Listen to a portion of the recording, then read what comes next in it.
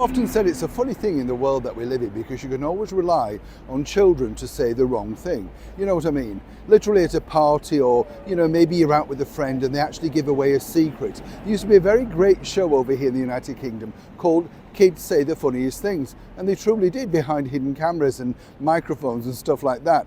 That was a situation that really happened this week to none other than the former royal Prince Harry, the Duke of Sussex, on one of his, well, shall we say, non-unofficial royal visits. Let me explain. Morning, lovely to see you today. Thank you as ever for joining me. Hope you're all right. Yes, not bad, thank you. It's always good to see you. Listen, it's terrific to have your company. And I mean that. Gosh, I'm getting windswept here. We're by a bus stop. Obviously, you can see that now. Just checking whether the bus was coming. Many people watch this channel know I literally film this around and about London. It's all live. There's no auto cue. There's nobody else. It's just me. So if there are a few mistakes, just forgive me. Yes. Well, it's important, isn't it? We've got to have forgiveness and move on. We don't need any arguments, not on this channel. No, we're not having any.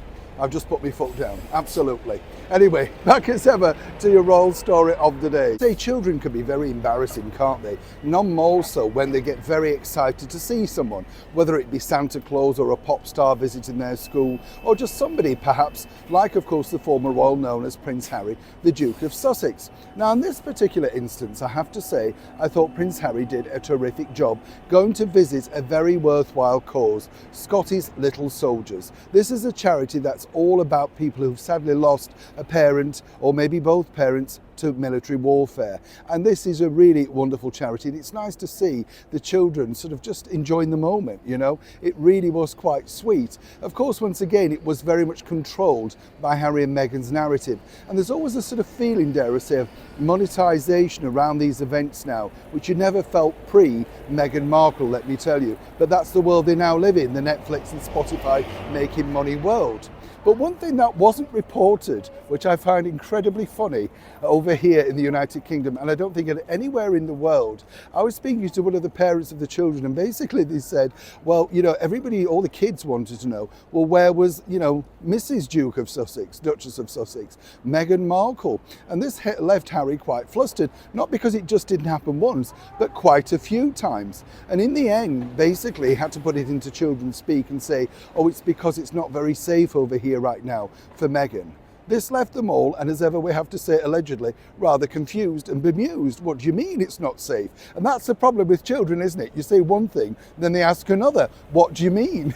So suddenly Harry's got himself very much embroiled in this daft situation, all simply because his wife, the former cable TV actress Meghan Markle, even though we know she was in town and awaiting at the Windsor suite and could have easily popped along to this wonderful charity to see those children that clearly did want to meet his wife, whichever way they know what's going on in the world, she clearly couldn't be bothered. Whichever way you look at it, it's all very well marching in front of the Invictus veterans. These are the things that matter. And truly, when push came to shove, Meghan simply couldn't be bothered to show up. It's again leaving Prince Harry in a terrible situation of trying to explain, as he has so many times, exactly what's happened to his wife. Well, she was no doubt sipping chilled champagne in the aptly named Windsor suite at Heathrow. He at least was doing some semblance of what was recorded as former royal work. Personally, I would like to say a very happy and warm welcome to anybody who's part of Scotty's Little Soldiers. I think you're a wonderful organisation, and it's a wonderful thing that you're doing for all of those children. Prince Harry, truly, at this point, you should have put your foot down. It may just have been worth it. Neil Sean in the very heart of London.